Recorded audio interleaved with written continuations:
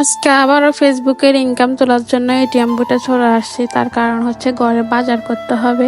ATM booth থেকে টাকা তোলার পরে ঘরের বাজার করে তারপর যেতে হবে, সেজন্য বাজার করে নিচ্ছি। তাই আপনাদের সাথে একটু শেয়ার করলাম। এই সাজনমণি, তুমি এরকম প্রত্যেকটা দিন তোমার দেখি তুমি টাকা ওঠে, এত টাকা তুমি কোথাও ভাবে বলো না? সব টাকা ফেসবুক থেকে সবাইকে বলো সবাই যেন আগ্রহ নিয়ে কাজ করে। সব টাকা ফেসবুক থেকে পায়। হ্যাঁ, ফেসবুক থেকে সব টাকা ফেসবুক থেকে পাও? কি বলো তুমি এটা? সবাই সব টাকা কি ফেসবুক থেকে পাও? তোমার এই মাসে আর্নিং কত? এ মাসে আর্নিং হ্যাঁ, এই মাসে আর্নিং কত? 2 লাখ টাকা। কি বলো, 2 লাখ টাকা এই মাসে আর্নিং? এটিএম বুথ থেকে আমি অবশেষে 40,000 টাকা তুলে নিয়েছি। তা এখন আমি সবার প্রথমে মুরগির দোকানে গিয়েছি। তা আসলে সন্ধ্যাবেলায় সব বাজার করে নেব। এখন শুধু রান্না করার জন্য একটা মুরগি নেব। তো সেটা হয় শুক্তো মুরগি নেব, লাল মুরগিগুলা। তো লাল মুরগিগুলো নেব, এগুলো আমার হাজবেন্ডের অনেক পছন্দ। সে একটু কষে তাকে রান্না করে দিলে তার অনেক ফেভারিট এটা। তা আমি সবসময় চেষ্টা করি যাতে আমার হাজবেন্ড যে কোনো কিছুতে খুশি থাকে, তাকে সবসময় খুশি রাখার চেষ্টা করি, তাকে সবসময় ভালো কিছু খাওয়াবার চেষ্টা করে। তো আমি আমার হাজব্যান্ডকে প্রচণ্ড ভালোবাসি। আমি আপনাদের জানেন তাকে আমি অনেক ভালোবাসি। বাট সে হচ্ছে আমার জীবনের সবচেয়ে ভালো মানুষ, সবচেয়ে কাছের মানুষ। সে আমার জীবনে যদি না থাকে তাহলে আমার পুরো জীবনটাই অন্ধকার। তা আমি মনে করব এটা।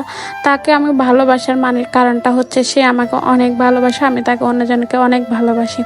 যে উনি একটা পাশে মহিলা আসছে, ওই মহিলার জন্য মুরগি মাপতেছে। তো ওই মহিলা ওনাকে রোহিঙ্গা বলে গালি দিয়েছে। তো আমরা আসলে এটা নিয়ে অনেকটা দুষ্টামি করতেছিলাম ওনার সাথে, আপনি কি রোহিঙ্গা নাকি? তো আসলে উনি রোহিঙ্গা না, উনি চট্টগ্রামের মানুষ।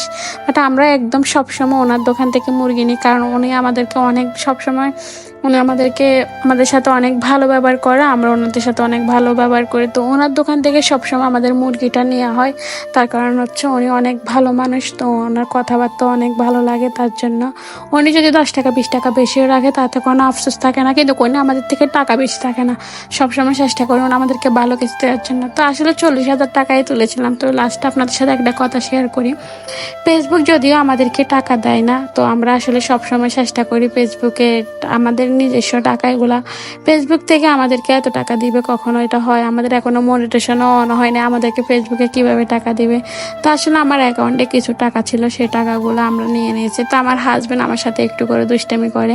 তার কারণ হচ্ছে যে কি আমার হাজব্যান্ডের যেহেতু বিজনেস আছে, ব্যবসা আছে, তো আমাদের কাছে আসলে ফেসবুকের টাকাটা ম্যাটার না, আমাদের কাছে চলার মতো তৌফিক দিয়েছে আল্লাহ তাআলা, চলার মতো টাকা আছে। তো আমরা আসলে সবসময় চেষ্টা করি যে কি ভালো কিছু চলার জন্য, ভালোভাবে চলার জন্য। তো আচ্ছা, আপনাদেরকে একটু আগ্রহ দিই যাতে আপনারাও যারা কাজ করতে চাইতেছেন কাজ করেন, সমস্যা নাই। বাট ফেসবুক আপনাদেরকে ঠকাবে না, অবশ্যই দিবেও কাজ। কেমন আল্লাহ হাফেজ।